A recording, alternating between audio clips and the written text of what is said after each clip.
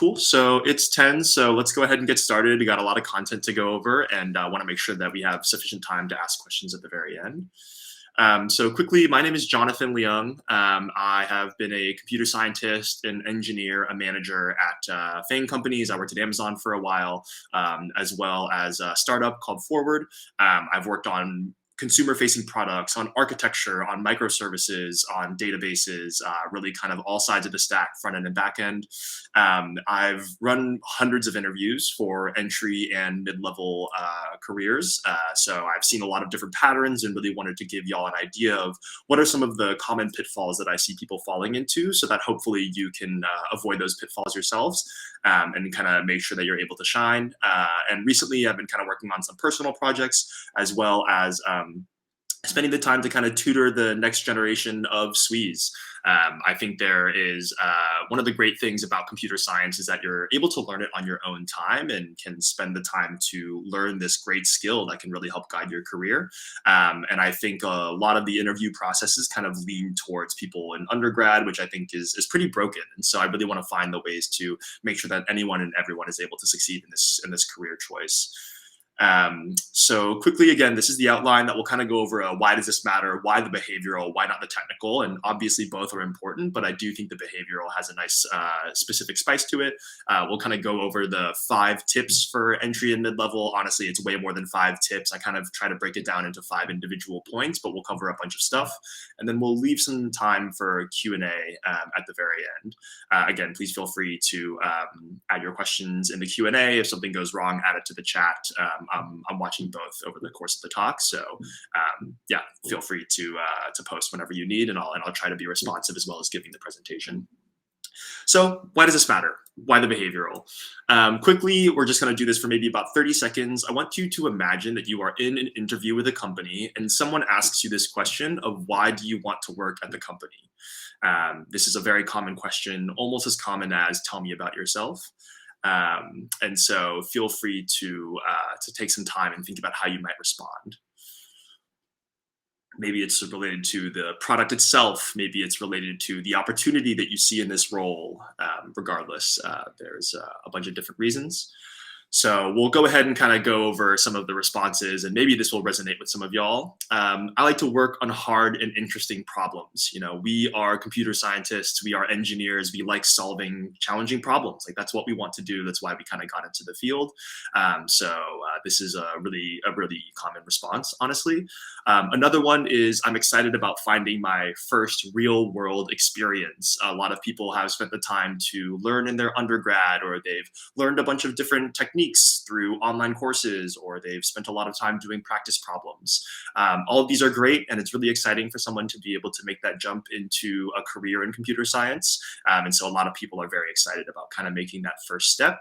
And then finally, I think it's an interesting product. Maybe it's a security solution, maybe it's a customer product, and you want to kind of be that owner. You want to spend the time to engage there. I'm kind of here to tell you that unfortunately, these answers are a dime a dozen. Or you just finished your full stack bootcamp. But without some flair, these answers aren't going to get you anywhere. They're just kind of making you par for the course. They're just setting you up to be another candidate that kind of took another behavioral interview. They're not going to allow you to shine in some way. And so really, I want to focus on what kind of answers, what kind of questions will allow you to shine during the behavioral interview. And so hopefully this kind of resonated. Some of you might have had these answers in your head. And so why the behavioral? Why not the technical? Isn't the technical where we shine as engineers? And I kind of want to push on that. For those who have been following ChatGPT, there are a lot of examples of online AIs being able to solve technical problems with specific time and space complexity. The other thing is that there are tons and tons of people learning CS. A lot of people can do technical problems. If you've ever gone to LeetCode, you've seen the number of people who can answer this problem. Like, that is actually not what they're looking for. Really, what people want to know is the difference between a technical interview and real world coding.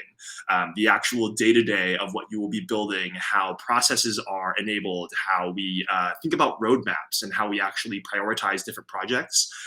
These are the things that will allow you to shine as an engineer at a company. And all of these things come out during the behavioral. Even the question section after a technical interview is another moment for you to shine in this way. But really, these are the moments that you get to show that you are not just someone who can enact code and someone who can solve these well-defined problems. This is when you can kind of show that you are going to be a valuable engineer to the team. So this is why I focus on the technical or on the behavioral, and this is why I think the technical is useful, but honestly has a lot of holes. Cool. So hopefully that kind of gives you some idea of why it is that we want to focus on these things. And so let's actually get to the bread and butter here, the 5 tips. So I've kind of broken this down into a timeline. Each of these parts will have a specific tip as well as some smaller subpoints. The tips themselves are available for most any stage, but I kind of wanted to go in a timeline to give kind of a story of how to prepare for an interview, how to enable yourself for the next one. So first off, we're going to start off with resume and socials. For the resume and socials, the tip is to be honest. I think one of the difficult things as an entry or mid-level engineer is a lot of people try to spice up their resume. They try to add lines about how you've written lines of code, you've worked on a team size of 30 people, and realistically, a lot of these things aren't actually going to help you. I'll kind of go into some of the ways that people are basically fluffing up their resumes a bit and why it's kind of a pitfall. The first part is that your resume is your interview prep. When you are writing your resume, if it is worth getting on your resume, it is likely worth bringing up in an interview. And that mentality is kind of how I think about writing my resume. There's no need to hype up a project more than it is. People can often see through those things. And so you really want to be honest about what's on your resume, and that'll kind of help you be honest about what's in your interview. For a solid resume, these interviewers are seeing hundreds of resumes a week. Like truly, you see one resume, you see it for maybe 30 seconds before the interview, go into a 30-minute interview, and then you have another one right after it. And some people have an entire day of these 30-minute interviews. So I'm sure you've all heard this, but the one way that I like to think about it is having one solid metric per line. The good metrics show impact. They show that you actually made a change to the experience, to the customer experience.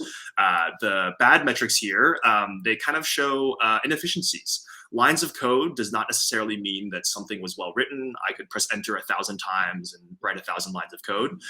For project length, it can show that maybe a deadline was missed. Maybe someone didn't scope a project appropriately. And so that's why project length is not always a solid metric. And then team size can just show that there's a lack of ownership. So that's why I kind of want to push away from some of these metrics and push towards others. There's obviously some gaps when people have not had the industry experience to be able to get these metrics, but really that's kind of the BS, the fluffing side of things. Of like, there isn't the need to make a metric if there isn't one. Like, focus on the actual things that happened. Focus on impact. And finally, here is the coding and tech proficiency section. I think it's really interesting when people have different formats. Maybe they have Java, C++, Python, and they show how proficient they are. That's helpful, but some people just put a line of technologies in order. The reason that being honest is really important here is that if you say Java as your first language and then C++, and I give you a C++ coding question and you do okay on it, I'm going to assume that your Java is worse than isn't that much better than your C++. Like, if that is kind of the only benchmark that I have, then I'll scale off of that. And so there's no reason to add more and more technologies if you're not actually comfortable with them. So what I recommend is either making sure that you say proficient, beginning, learning, industry level to kind of show your actual experience for each of these languages.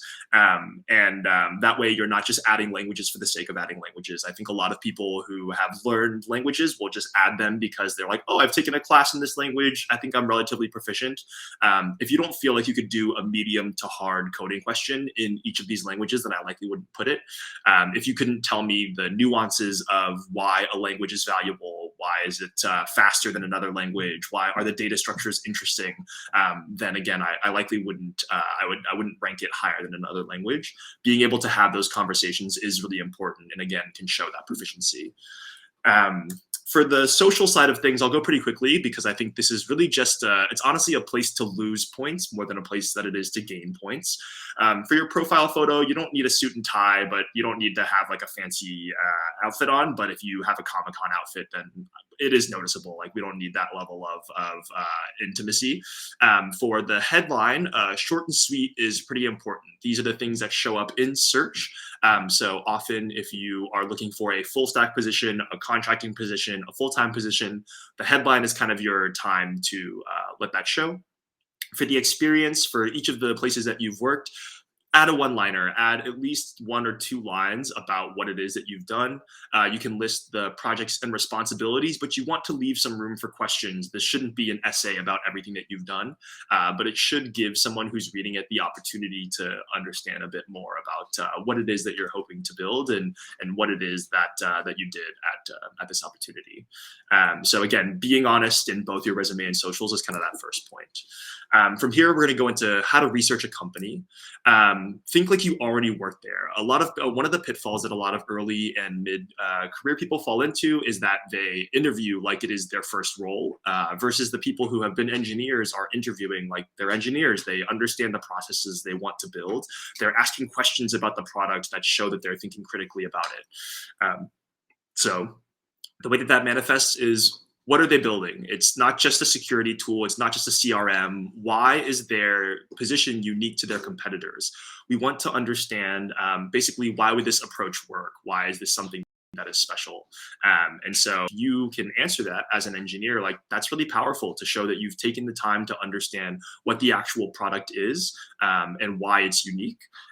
Have you seen customer reviews on the website or maybe on some third-party reviews? Could you define the difference to someone who actually works there? There are people who I would say, hey, what do you know about this company? And they would say, I know the domain, but I actually don't know that much more.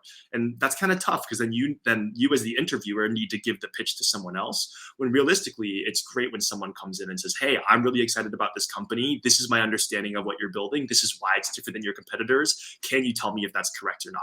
Those interviews start off on a way different foot. So spending the time to research and have those questions ready is really important.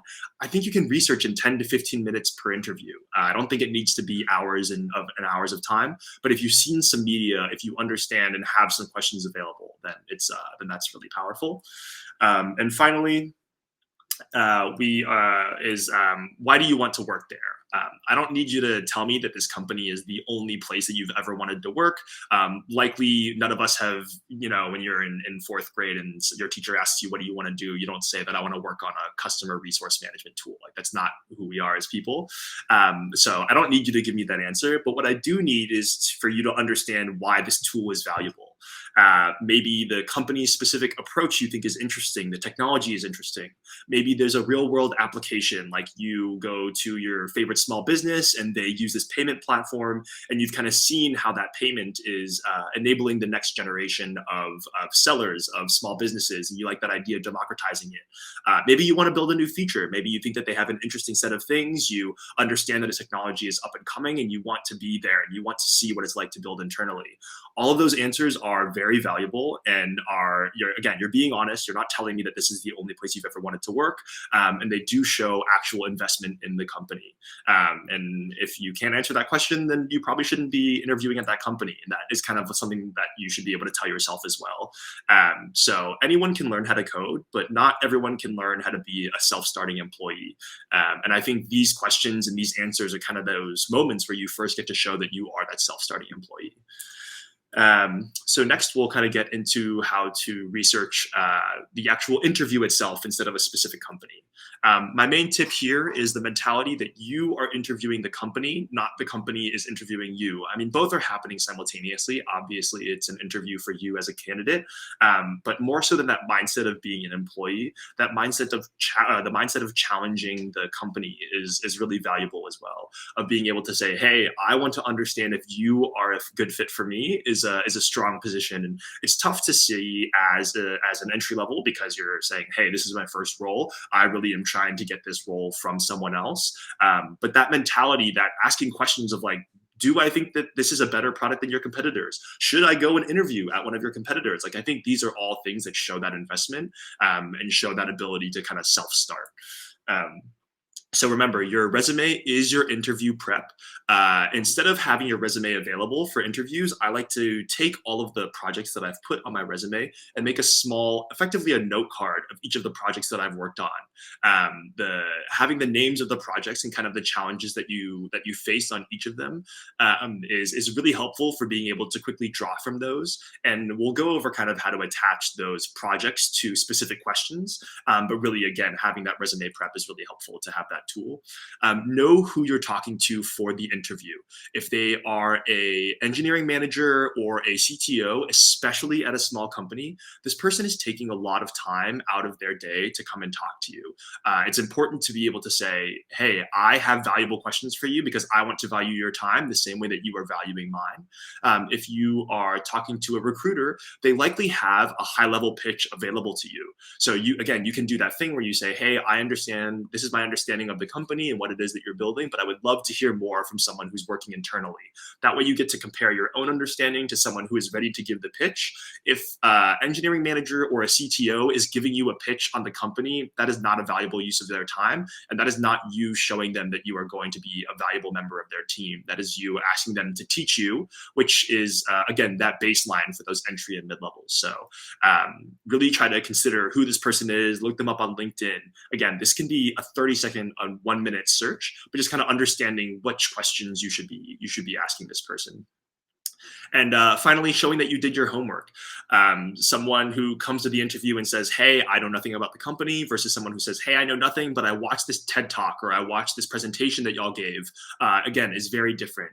You can show that you looked up reviews on the company, that you know those actual reviews, and you've seen some customer experiences. You really want to be able to flex those things. If you've spent the time to do the homework, show that you've done the homework. It's another moment for you to be able to flex and say like, hey, I have this understanding of what it is that you're building, and this is why I see it to be valuable.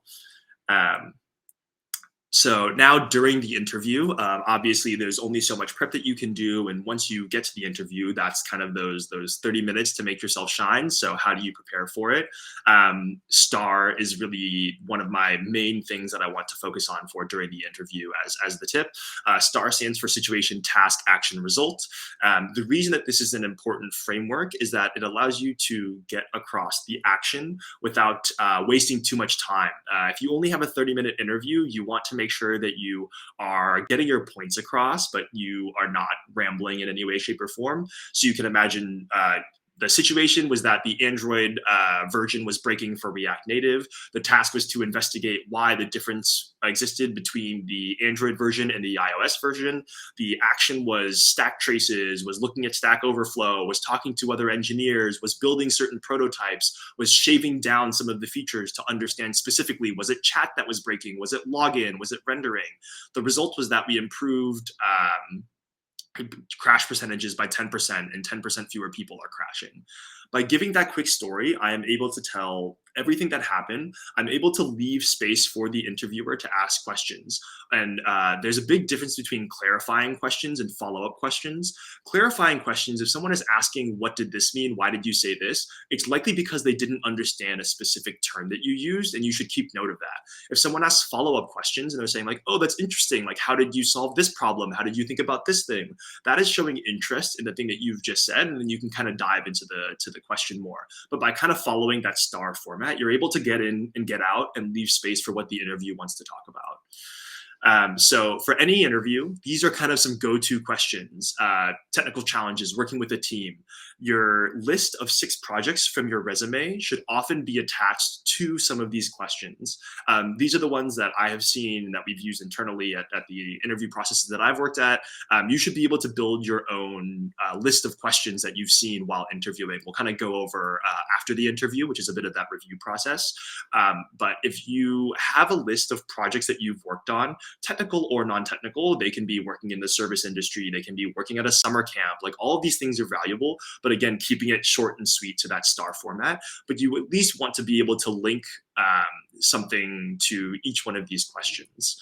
And a technical challenge, I'm sorry to report, is likely not a homework assignment. If it's a homework assignment, it likely was well defined. There was a correct and a wrong answer, and so it's probably pretty well defined, unless it's a project, and an open-ended project where you had to do research, you had to understand the rights and the wrong things to build. Wearing multiple hats, another common pitfall that I've seen is someone saying, hey, I wore multiple hats. I was a technical lead, I was an engineer, I was a QA. If you're going to a startup, those are the expectations of an engineer, to be more than just a builder. They want you to be checking for quality. They want you to be a test engineer. They want you to be, if you're working on product, if you're thinking about the product features, then that's a bit different. And that's kind of where you get into the wearing multiple hats. But I would really think about trying to jump positions, not just being different types of engineers. Some larger companies will be okay with that, but some of the smaller companies really want you to be able to be more than just the engineer. And finally, do you have any questions for me? This is the most common thing that you'll hear at the end of a technical, at the end of a behavioral. If you say no to do you have any questions for me, that's kind of wrong. I'm just going to go ahead and say it. If you say yes, and you're only asking about work-life balance, or you're only asking about things that could be found in the JD or on the website, I think that's just as bad. Really, this is another moment for you to kind of hammer that and show that you are going to be a useful engineer, that you are invested in this product. Ask again on the product, on positioning, about deployment and developer tools. What is it like to actually be a developer there? What is the code review process? Less so than asking for mentoring, because I think that's a thing that a lot of early people want, is a strong mentor. What are the processes for learning? What is the ability for someone to go and kind of learn on their own or have new challenges? And then product and task prioritization. How do you define a roadmap? How do they prioritize product features versus testing features? How are they improving the quality of their experience for their internal versus external customers? And some of you might be hearing all these things and being like, oh, that's interesting, but as an entry-level engineer, like, how would I have known those things? Ask someone. Find an engineer who has been in industry and just ask them what their actual day-to-day is like, and understand what it is that they are going to be asking. And I'm more than happy to work with people and talk over these things. But it's really important to, again, show that you are going to be someone who can jump in and is eager to learn more. And so that's kind of, those are kind of the things that I like to focus on. But really try to have a bank of questions available. Don't just walk in and say, nope, I don't have any questions. Everything has been answered. There are some questions that you will get a different perspective for each person that's interviewing you. So you can ask that question multiple times. You can ask it for every interview. The positioning, or like, why did you come to this company, is different for every individual person and can kind of help to shape that perspective. So feel free to have some of those ones that you reuse, but don't reuse them and only have that singular question. There is likely a debrief where they will go over and say, hey, what did this person talk to you about? And if everyone sees that you asked the same question, it's not quite as impactful. So finally, kind of going over after the interview, what should you do once the interview is actually completed? So my tip here is effectively grade your own interview. Sit back for 10 to 15 minutes after the interview has happened and say, would I have hired myself? Would I have moved myself past? The likelihood is that for anyone applying for anything, there's going to be some interviews that don't go well, and that's okay. Those are learning opportunities. Those are moments when you get to be able to kind of grow and learn. And again, fill out that kind of list of questions or common questions that you asked that you may or may not have been prepared for. So what parts went well, what parts didn't? That's kind of why I like to focus on those clarifying versus follow-up questions. If there were a lot of clarifying questions, maybe the way that you use the word deploy was not quite the service industry understanding. Maybe client server architecture was a term that someone asked that you did not understand. These terms are very specific, and I find a lot of new hires, recent hires, feel pretty fluid in the way that they use technical terms. You'll find the more and more that you work with more experienced engineers, it's very specific how they use these individual terms. So it's not worth tossing them around just for the sake of tossing them around. If you're going to talk about microservices, then it needs to be a microservice. It needs to not be a monolith, and why those things are different.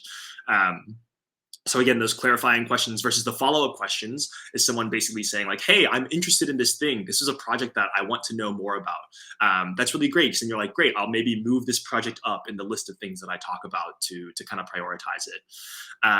And so again, this is kind of that confusion versus excitement. That's another way that I try to break apart the follow-up questions versus the clarifying questions.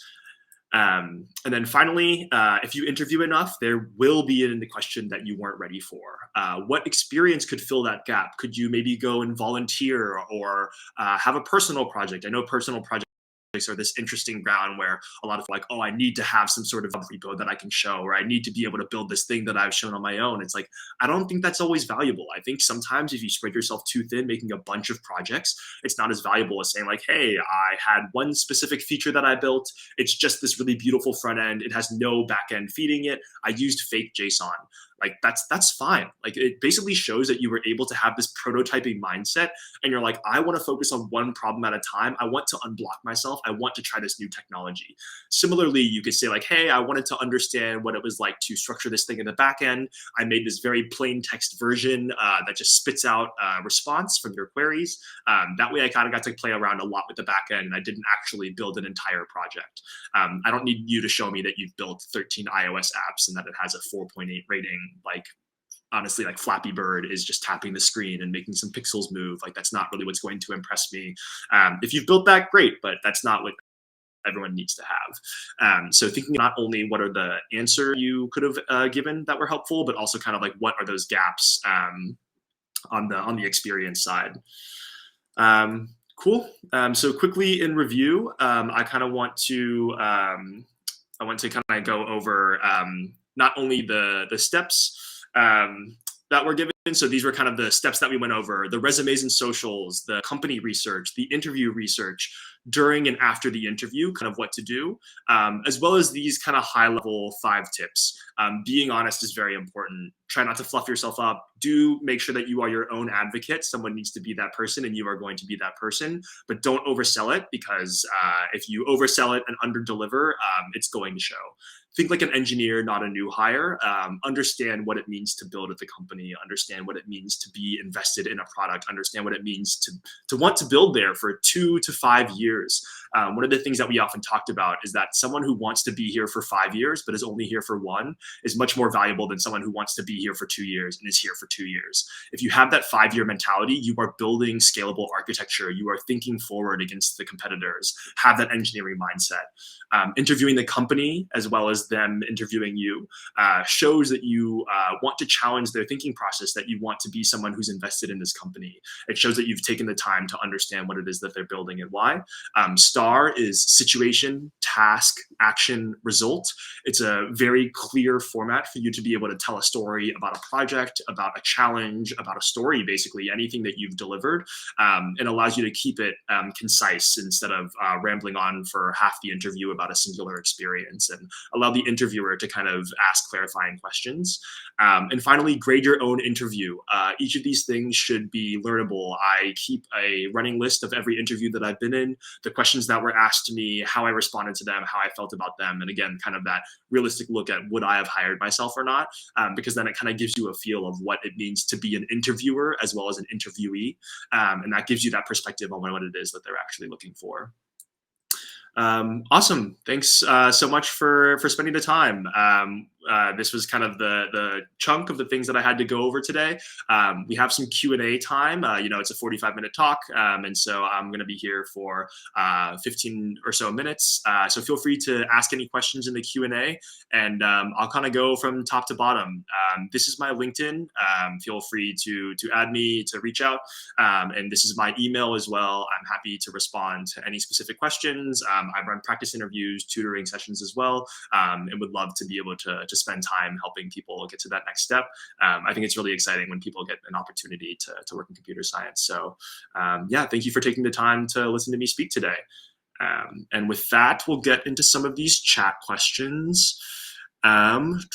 sometimes they start by telling you what the company is about. So how did you show you did your homework? Yeah, that's a great question. So let's say I am going to Amazon and they're saying like, hey, like we sell these products. We have AWS. This is what we're about. So how would you show that you did your homework? You could show the competitors. I think showing that you've looked at the other people in the space is something that will always be valuable and isn't really in their own pitch. So you can say, hey, I've seen some international versions. There's AliExpress, there's Coupang. Why is this invaluable? Or you could you could look for something that's adjacent. You could say like, hey, I see that this is some news that I've seen in your company recently. I want to understand like, what does this mean for you? What does this mean for the company's roadmap? Or you can go for those user reviews. You can show that you have spent the time to understand how people are actually enjoying the product. That's something that kind of won't be in that first spiel. So hopefully that kind of shows you a way that you can kind of show that homework.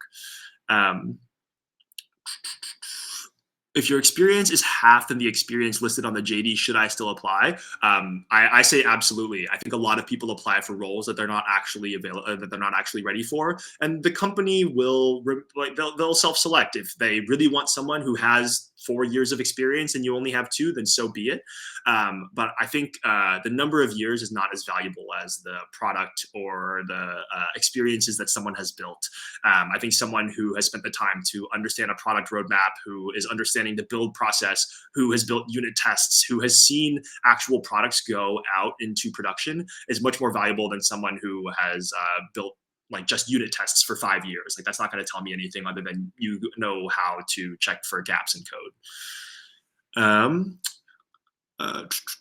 What do you do when they ask you about scalable projects when you don't have work experience? What can you say to close the gap? Yeah, totally. I think that's a great question. I think that's kind of one of the things that a lot of people run into is kind of what does it mean to build for scalability? I think the way that I like to play that game is that if you have some personal projects, if you have some things that you've built, what does it mean for it to be scalable? What are the steps that you would need to take for it to be international, for it to be scaled to hundreds, if not thousands of users? What does it like? What does it look like to understand that load?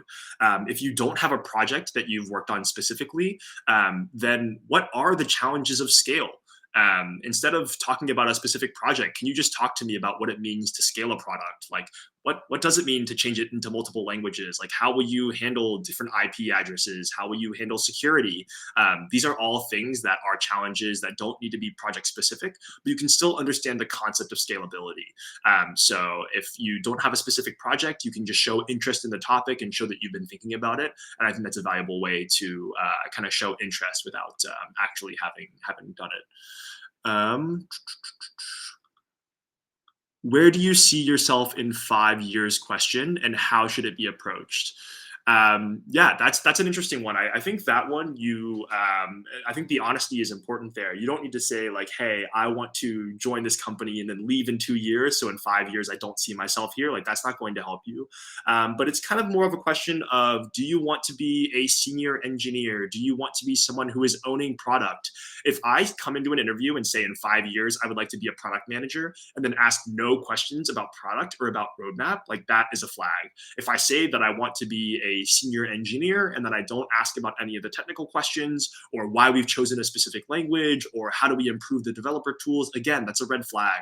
And so I don't think it's about the answer itself. It's more about showing that involvement and really showing that like, hey, this is the direction that I want to take in 5 years, and these are the steps that I'm taking to get there. I don't think it needs to be that you are specifically trying to be at this company. And so that's kind of the way that I think about it. What is a better way to answer when the interviewer asks for rate your performance in a specific question from 0 to 10? What is a better way to answer when they I assume this is the Lorena. If you want to clarify this question in the chat, feel free. I assume this is after you've finished a technical question. Someone is asking you, "Hey, how would you rate the way that you did on that question?" That's kind of a pitfall. I think it's tough that someone would give you that question, but realistically, I think a lot of people kind of race through these questions and they're kind of like speaking out loud, and they're just like kind of saying exactly what comes to mind. Take a second to step back and look at your code. Think about what it is that was done well, what was not done. A kind of quick mental checklist that I like to do are variable names. Could someone come and read this code in 5 to 10 years and understand what it is that you built? You can quickly say like, hey, these names weren't that great. These names were good. I would keep these things. I would change these things. You can then go and look at helper functions. Is there any of the code that you reuse? Is there something that you could be copying and pasting? If so, like, why would you want to reuse this helper function? For the parameters themselves, was there a reason that you passed in a parameter versus using a global variable? Is there a reason that you used a class variable versus a global variable? All of these are specific decisions that will be important for clean code in the future. In technical interviews, they're likely not important as long as they work. And sometimes you don't see those gaps. And so it's a little hard to see it in the moment. And so understanding scope and really being going over scope with a fine tooth comb is very important. I think giving yourself a number is pretty tough, but that's kind of how I would think about kind of grading yourself, is not just giving a number, but showing why you think that number is appropriate, or again, that scalability. How would this scale? Quickly, I'm going to go to the Q&A because I want to also honor that section as well. I see from Jared, when learning or polishing my stack, does a broad knowledge of different languages show more value, or strong proficiency in one or two language? Yeah, great question. Personally, I think a strong proficiency in one or two. I think the ability to invest in a language and really understand the core reasons why a language is valuable, like why is React valuable? Why is the state machine different than other front-end languages? If you can tell me that about React and give a concise version of that, it shows me that you've spent the time to understand this core technology of a language or two, rather than saying like, oh, I know that Java is object-oriented. I know that Python has kind of variables that can switch. It's like, great, I can Google that and learn that in 10 to 15 minutes. But that knowledge of spending the time to really understand the language does not come in that period of time. It comes with real investment. And often when you're applying to a new role, you will know some of the technologies at a company and you won't know all the technologies at a company, and that's okay. But you will be spending the time to dig in. And so show that you can dig, not show that you've looked a little bit at everything. The second question from Muhammad, I'm an average engineer in both front end and back end. Should I focus on both or focus on one of them first? I think that kind of feeds back into the 5-year question. It really depends on what do you want to do? Why do you want to build front ends or back end? Do you like the visual aesthetic of being able to quickly build something and see it? Do you like the idea of, I'm an HCI focus for myself, and so I really love the idea of building understandable and designing understandable front ends. I think it's a really interesting problem because well-designed front ends, you'll never notice that it's well designed. You will just naturally click on the things that you need to click on, and you'll find the things that you need to find. Versus for back end, like if you think databases are interesting, if you think primary keys and how you fetch and have and you spread over multiple locales, if those questions are interesting to you, then invest there. If I said all of those things and you're like, wow, both of those things are really interesting, I want to do full stack, then I think it's worth spending time in both. And so I think before deciding what to dive into, I would ask yourself, what do I want my day-to-day to look like? What problems do I want to be facing? And then Muhammad says, with the emergence of no code, what is the coding future in the next 2 to 3 years? Wow, that, I mean, I'm not an expert there. I think one of the interesting things is, I kind of talked about ChatGPT in the beginning.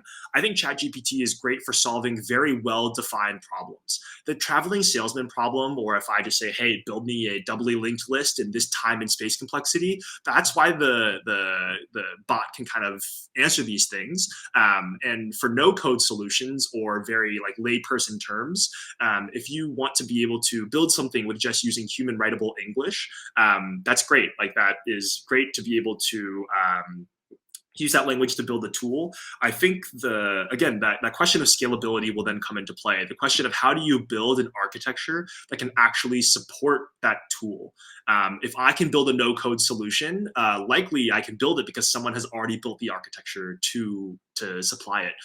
Someone at the end of the day will need to build that architecture, will need to build that engine. And so as a computer scientist, I always think about what are the skills that I can gain to basically have novel ideas on that architecture. What are the failures that I see in companies? Where do I see them falling? Because at the end of the day, a no code solution is going to be used by someone. And so what are the actual users doing that allowed this product to fail or succeed? And so kind of that product minded mentality is how I try to invest outside of just being the engineer.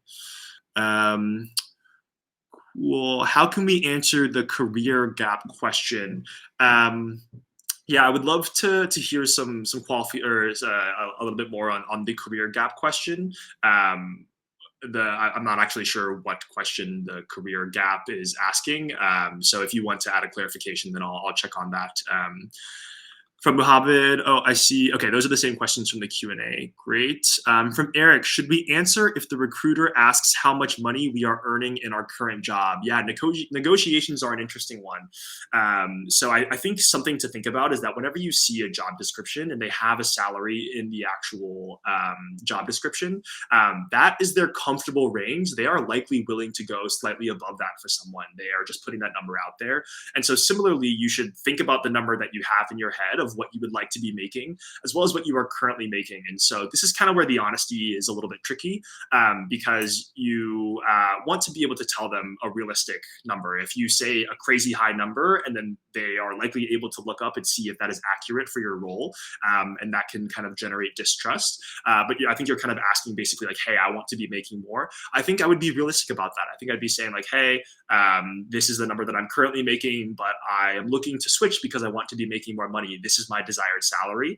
Another thing to be really cognizant of is how far along you are in the interview process. If you're talking salary in the first 2 interviews, I would not try to gain more money out of it. But if you've gone and talked to multiple engineers, if you've talked to an engineering manager, maybe the head of the CTO or something, and then you're getting to the negotiation question and they're saying like, hey, like let's be honest, at that moment, you know that they want you as much as you would like to work there. And so use that to your advantage. And so that's kind of how I would think about that. Cool. I think those are most of the questions that I see in the chat and Q&A. Yeah, we have about a couple more minutes here. Again, this is my LinkedIn. Feel free to reach out, and my email. And then I also do personal sessions. So feel free to let me know if y'all want to run technical interviews. I really think it's, or behavioral interviews. I think it's really fun to be able to kind of do that with people.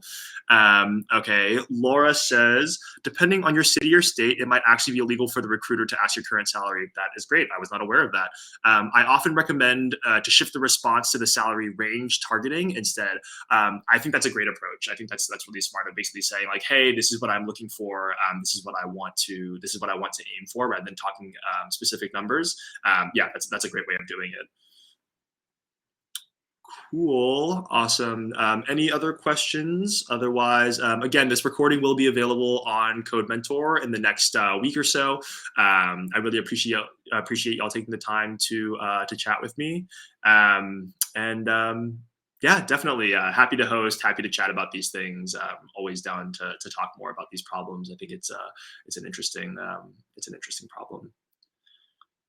Cool. From Hema, on technical projects, should we walk through in some of the behavioral questions as such?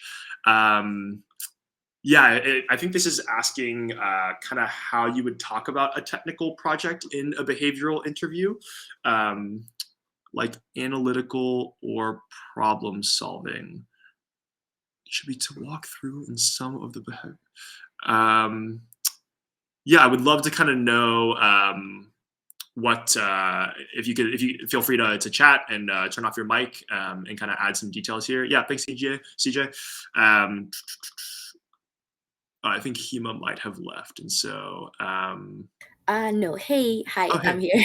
So just was curious about like, if we have analytical skills or problem solving skills. So this is how I tackle like one of the problems, and like with the star method, can we like include that how I solved the project in one of my projects, rather than like just answering like a situational scenario. I see. So someone is asking about a technical problem, and you're basically saying like, "Hey, I want to explain a bit of how I actually solved that in the investment, like the problem solving that went into it." Yeah, I definitely think you can do it. I think the one of the things that I would be wary of is, again, just going on for too long. And so the way that I would think about that is feed it into your situation. If they're saying like, "Hey, show me a technical problem that you worked on," and you're saying like, "Hey, this is the technical problem. This is why we wanted. So this is the situation. The task is that it was broken. We needed to solve it. The action was not necessarily technical. It was a combination of. I think that's kind of it's kind of a double-edged sword, because often when people are asking about a technical question, they want to know the technical acumen that was required to solve something, but it doesn't always require a technical solution. If you're saying like, "Hey, someone gave me a problem, and I saw that someone else had already solved the problem. Like I didn't need to solve it." Like that's just as valuable in industry as saying I took the time to solve it myself, because realistically, people have done a lot of complicated things, and so there's a lot of valuable tools that are out there. So I think that's kind of how you can reformat it. Is you're saying like, "Hey, I understood this to be a technical issue for us. I saw that there was a smaller issue that was buried within this that I think actually has been really well solved. I then talked to some of the engineers. I then looked online and saw some solutions to it, and was able to solve it without doing that much of a technical thing, without actually being able to kind of finagle some of the requirements. And then that was the result, is that we built it in way less time because I didn't have to build it from scratch. I was able to leverage someone else's solution." Does that kind of help? Awesome. Yeah, that does. Thank you. Awesome. Yeah. Does DSA matter these days? I honestly am not familiar with what is the DSA acronym, Mohammed?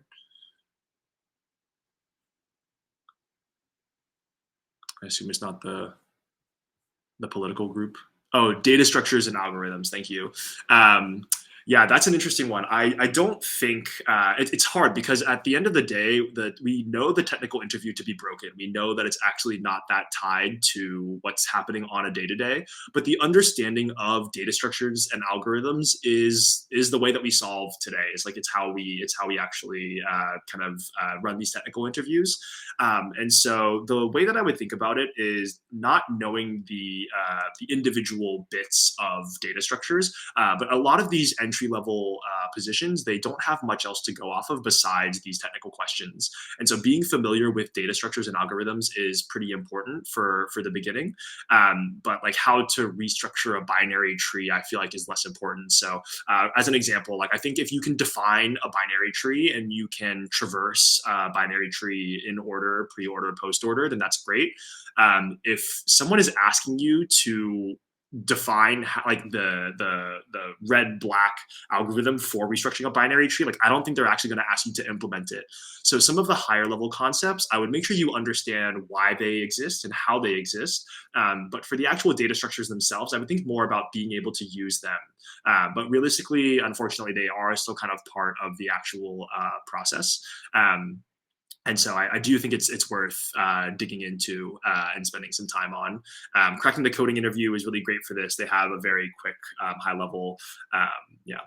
Are DSA questions common in front-end interviews at all? Yeah, good question. I actually don't think they're very common in front-end interviews. A lot of the front-end interviews will focus on kind of what I was saying about that React level knowledge, is basically saying, how can you really leverage this tool or technology to be able to build a scalable front-end?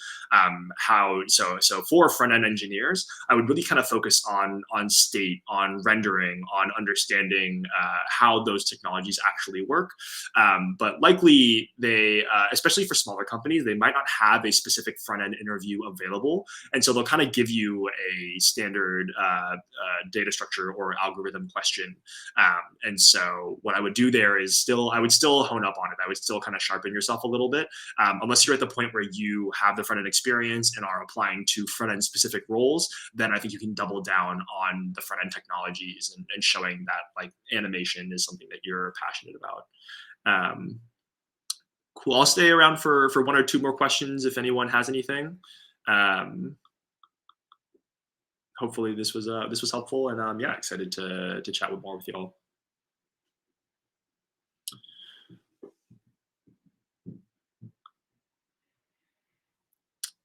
Can we reach out to you in the future via LinkedIn and email? Yes, please reach out over email. Would love to chat with anyone.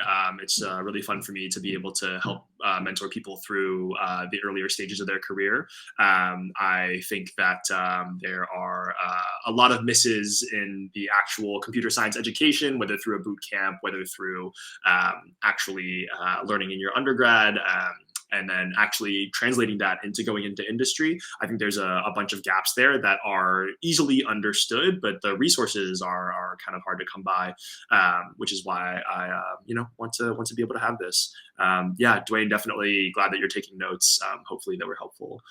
Is startup good for beginner opportunities? Yeah, that's a great question. So what I think is the hard part about startups is the fact that for startups, they might not have the proper amount of mentoring, which is why you want to be able to show that you are a self-starter. But sometimes they're going to say like, hey, this is a problem that we're facing. We need you to solve it. The problem being that you haven't gotten the reps to code cleanly, to code well, and you will code for the solution. Versus at the bigger companies, there are so many resources available. There are so many things to learn, but you won't have that level of ownership. They'll give you a very specific problem in a very well-defined architecture and say, hey, make this thing work. You have a deadline, make it happen. So the way that I like to think about it is kind of smaller, medium-sized, and larger companies. Each of them kind of vary in that amount of how much you'll be learning in terms of figuring it out yourself, working on product ownership, startups, or having very well-defined problems, being able to have a lot of resources, but not having that level of ownership.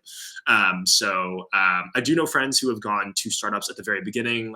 Personally, I'm glad that I went to a larger company and then to a startup. But if the startup has sufficient mentorship, then I do think that you can learn a ton right off the bat. The LinkedIn is on the screen right now, and my name is Jonathan Leung, Leung. You can find me. It's the same profile picture that I have in the Codementor events, and so you should be able to find me there. And then, how efficient is volunteering, like reaching out to some startup or small business? That's interesting. I mean, I think it's not a matter of volunteering your time. It's a matter of what you actually built. And so if you are volunteering somewhere for a year, but you weren't able to build anything for them, then I think it's kind of tough. If they are not a technical organization and this is your first time building a product for them, then it's also pretty difficult. It's hard to be able to say like, hey, I am the only technical person at this company. I don't have the experience, but I'm going to try to build something. Obviously, they'll appreciate your time, but it's hard to go to an industry company that has engineers who have been working for 10 years and be like, this is my first thing I've ever built. So I would think about whether or not they have an existing technical product that you are building, or you are building something for them for the first time. If you're building something for the first time, then I would kind of ask yourself, what is the purpose? Is it that I really want to help these people? If so, then great. Or is it that I'm trying to get something on my resume? Then I would think about building specifically for that.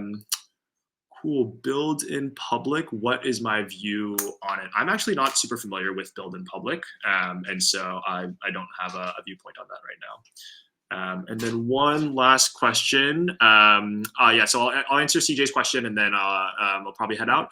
Do I prefer or avoid mob programming or pair programming style companies, or is your preference as an individual contributor? I think as an early engineer, pair programming is extremely valuable. I think there are a lot of things that new engineers will walk into a problem and they will bang their heads against the wall for God knows how long. And most of the time, or not most of the time, but sometimes it's just an existing build issue, or it's something that an engineer has seen hundreds, if not thousands of times. And so you basically wasted like hours, if not days, on this problem. So I think pair programming is super valuable. I think the thing that you would ask for in a pair programming example is who is driving. If the more experienced engineer is always driving and you are always watching, then it's not the same. But if they give you the opportunity to drive and you are the one typing on the computer, you are the one trying to solve these things, and they're just sitting in the background and watching, I think it's really valuable. It's effectively having a live tutor watch you code. So definitely pair programming, I think, is very valuable, especially it's valuable for new people to learn, and it's valuable for experienced engineers to be able to teach and make sure that they're working effectively. Cool, awesome. Well, with that, I really appreciate y'all coming to my talk today. Again, my LinkedIn is on the screen. Feel free to reach out to me over email as well. Would love to be able to run some of these sessions with y'all, and appreciate you taking the time. So yeah, I will head out now, and then I'm actually going to leave the room open if any of y'all want to kind of chat or ask questions to one another. So thanks so much, yeah, and enjoy the rest of your day.